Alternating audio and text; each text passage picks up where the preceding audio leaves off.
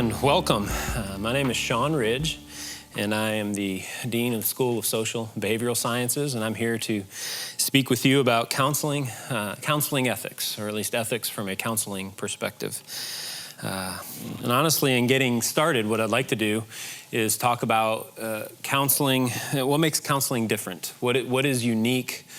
Why would ethics from a counseling perspective be any different than any other angle or perspective? And to speak to that, what I would suggest is you consider the nature of the relationship. That counseling is a very unique relationship that a person might have with another. The counselor is put in a position that has a significant amount of power, and with that comes that responsibility. And it's a little bit different than maybe other relationships that you might have. I give you a couple of examples there on the slide that, how is that different than maybe a preacher or maybe an employer? You think of an employer, there's a very specific relationship, and ethics from that perspective might be as long as things are equitable and fair, that's all that could be expected from an employer and an employee. Or from a preaching perspective or a pastoring, that you might, ethics, the role, the type of relationship that you have there is very much geared to share the good news and to minister to in a specific way. Well, counseling is a very specific type of ministry. It's a very specific type of relationship. And that relationship essentially boils down to wanting to help others, or at least not hurt them. And so ethics from that perspective is designed to speak to what is it to be good and to act good ethically when you're in a position of helping others. An example of kind of how that relationship is defined, even the Tennessee Code, which is a legal documentation here in the state of Tennessee, defines the counseling profession under the guise of the profession of healing arts. And other professions that are under that same umbrella include chiropractic, nursing, dentists, social work. And so those types of relationships that have a very specific role in trying to help others. And so within that then comes the discussion about how do we do that? And history could go back, and often we go back and look at what's considered the Hippocratic Oath. And there it speaks to, and you've got the slide there, it says specifically to what do scholars, what do people helpers, what do physicians do? Well, they declare the past, they diagnose the present, and foretell the future. They practice those things, but as to diseases, they make a habit of two things: to help, or at least to do no harm. I might encourage you to pause for a moment and just think, how might a counselor, how might someone who's in the counseling profession do harm to a client or a patient that would come to them? There's all sorts, again, I mentioned earlier that there's power. The role that you have is a position of power. And you might take unintentionally, you certainly could intentionally do harm, but let's assume that's not the case. That's not what we're talking about here. Unintentional harm, that we may, as a counselor, take on, forget how much power we have, and we may speak a little more offhandedly. We may tell people what to do as if we are smarter than they are and we can fix it, and if they would just do what we say. That can frankly foster some dependence on you as a counselor. Frankly, your advice might be bad advice. It doesn't take long working in this field to realize that being a counselor is not about being smarter than the people we work with. It's walking alongside with them.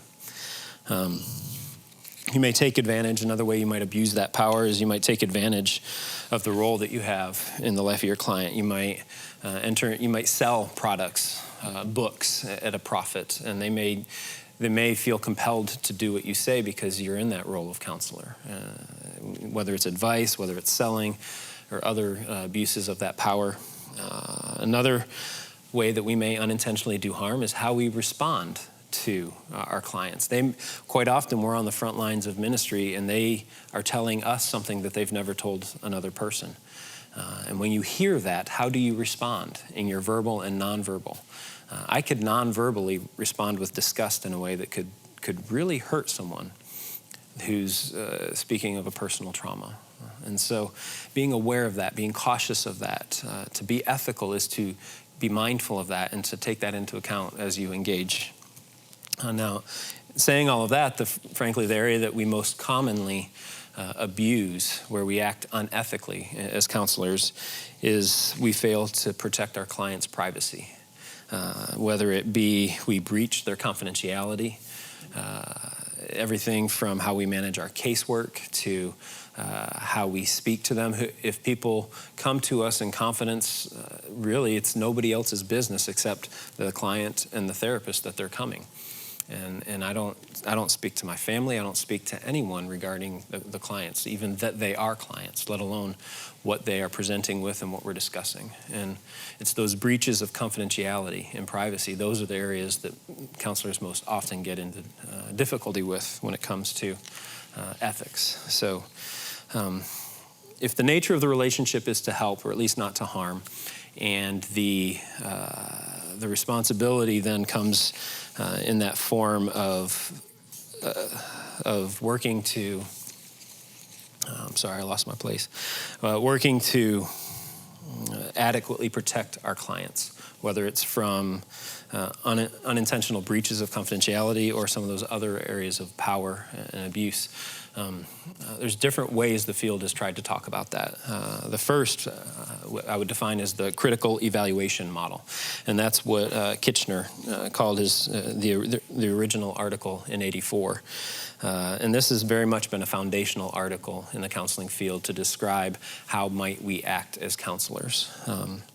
And it's essentially presents moral principles, things that we as counselors want to embody in the work that we do. And we want to be demonstrated in any interaction we have with the people that we're helping. The first is autonomy, and that's that notion that that people have the right to self-determine, that they have the freedom, that we ought not foster dependence, we ought not take away their right to make their own decisions. And so again, counseling is not about telling people what to do, but it's helping them figure out what they believe they need to do or they should do or what they want to do. And so autonomy is a core principle. The next is beneficence. And that's just the fancy way of saying doing good, helping, that when a person comes to a counselor, we would hope that when they leave, they are better for the interaction, that we actually help. The next is kind of the flip side of that, and that's non-maleficence. And it's do no harm. It's we do whatever the interaction is, whatever the services we provide, we hope that we don't hurt the people that we're working with. And finally, justice was Kitchener's fourth, and that is the notion that all people warrant equal treatment, to be treated fairly and appropriately. Now, there is a fifth, and that is fidelity. And that's been added. It was added in later work after Kitchener's original discussion. And the fidelity is the notion of keeping promises, of being faithful to the people that we help and we minister to. And frankly, that's quite often where confidentiality comes into play, maintaining what they can expect us to be trustworthy people as counselors. Kitchener then followed that up later with a discussion, and this is how, in the counseling field, what ethical training, what we strive for in our training of counselors. We long to, and you can see in the slide there, that we create sensitivity to the ethical issues, being aware of what implications there are out there, to improve our ability to reason and to think through and to critically evaluate. Again, that was the title Kitchener had given that work.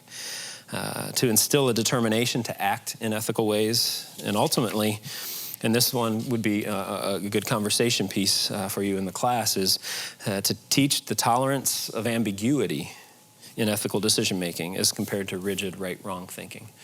One of the dilemmas as you engage people in a counseling context and you really walk with them in the midst of their life is you realize most ethical dilemmas are not really clear-cut.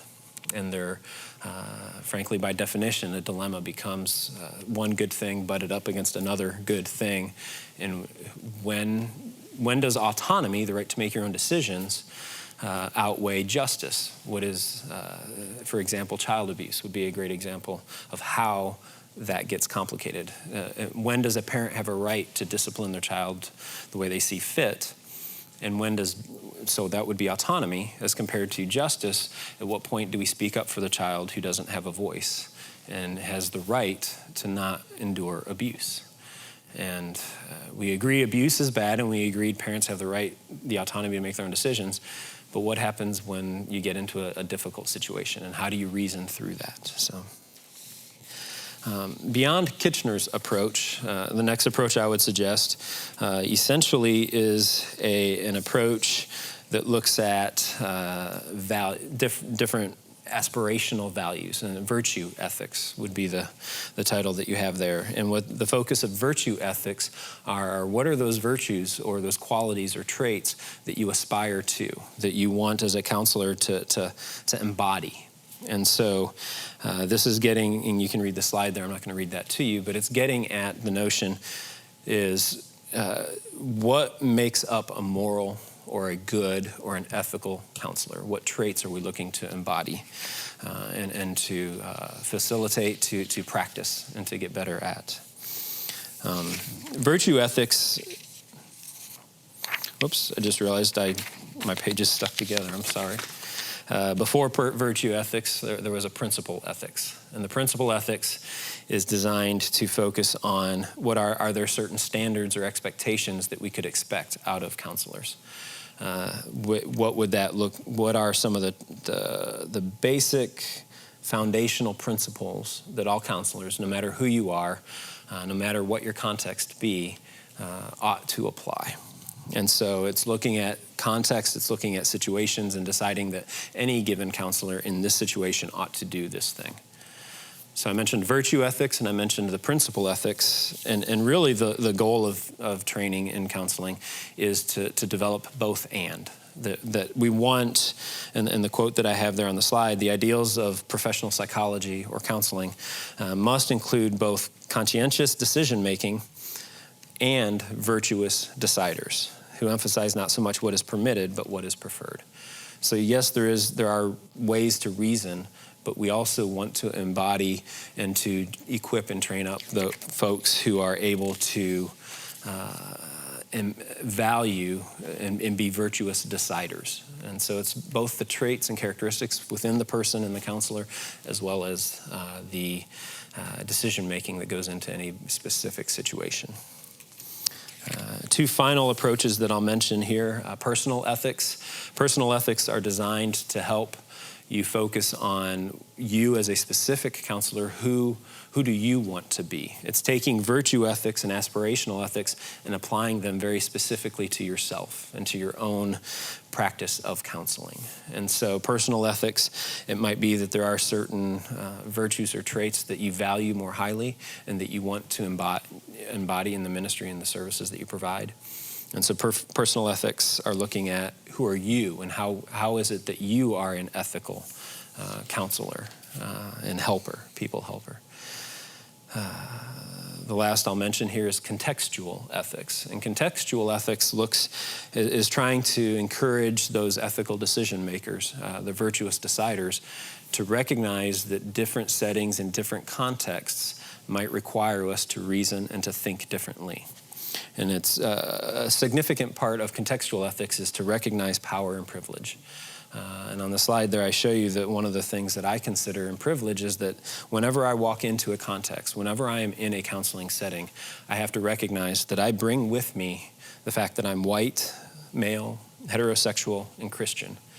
And in most of the circles that I run in most of the ministry that I have, those are points that I have privilege over others who would define themselves differently or who experience life very differently in those areas. And so when I bring that in, how might that affect the person that I'm speaking to?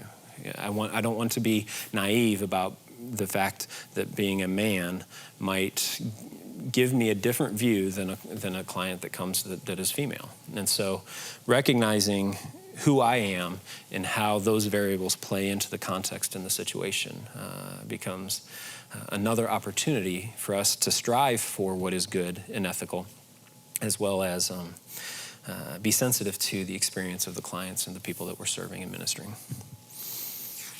So in wrapping up, the final slide I have here, it just highlights some of the different domains, some of the different titles that we've used. Principle ethics or virtue ethics, seeking to be both and. Personal and contextual, the moral values from Kitchener's model of autonomy, beneficence, non-maleficence, justice and fidelity. All of these are different. I'm kind of flooding you with a lot of different perspectives, different terms that we use in the counseling field to talk about being an ethical decision maker. In the end, what I encourage, the way I define ethics to the students in the graduate program and even in our undergraduate program is to be good and to do good. To be an ethical counselor means being good, so there is that personal embodiment, but there's also the doing good. What do you do? And there is something to be measured in the way we make decisions and how we are with others. So a final food for thought, and this is frankly a dilemma that exists in our field, it's just kind of a chronic reality, is if we've defined being and doing good is that pursuit of an ethical counselor, how should an association manage that? How should we monitor that? How should we encourage that in our counselors? And different organizations have very different ways of doing that. And it's kind of an anecdotal example. Every association within the counseling field, for the most part, has a code of ethics. And some of the professional associations that we are affiliated with here at Johnson, the American Association for Marriage and Family Therapy, their 2015 Code of Ethics is a 10-page long document that discusses what it is to be an ethical marriage and family therapist. The ACA, the American Counseling Association, their Code of Ethics is 24 pages long. And so more than double what the MFTs, even though that would very much be a parallel process and a parallel conversation in terms of what it is to be an ethical counselor or a marriage and family therapist. I would compare that to maybe the school counselors that we use, that we train, in the school counseling code that we use from the American School Counseling Association. That's a 7-page document, so it's a more defined type of counseling in a school context, and so it's a 7-page discussion and an illustration of what it is to be an ethical school counselor. And I would compare those to the American Association for Christian Counseling, the AACC. Their Code of Ethics is 65 pages long. So they have significantly more to discuss and to talk about what is it to be an ethical decision maker, to be an ethical counselor. 65 pages as compared to the AAMFT, which is a 10-page. And even in the approaches of our associations, how do we encourage, how do we equip, how do we hold accountable the counselors that are in our field? There are very different approaches even within the professional associations that we use. So I hope this was helpful. This is kind of a flooding of different perspectives and concepts related to ethics and counseling. Certainly look forward to speaking with classes if that opportunity arises. If not, certainly you can look me up there in the Counseling Center. I'd be happy to discuss any ethical decision making. I'm one of the few counselors that actually enjoys the ethics conversation, so be very interested and welcome any conversation you might have. So thank you.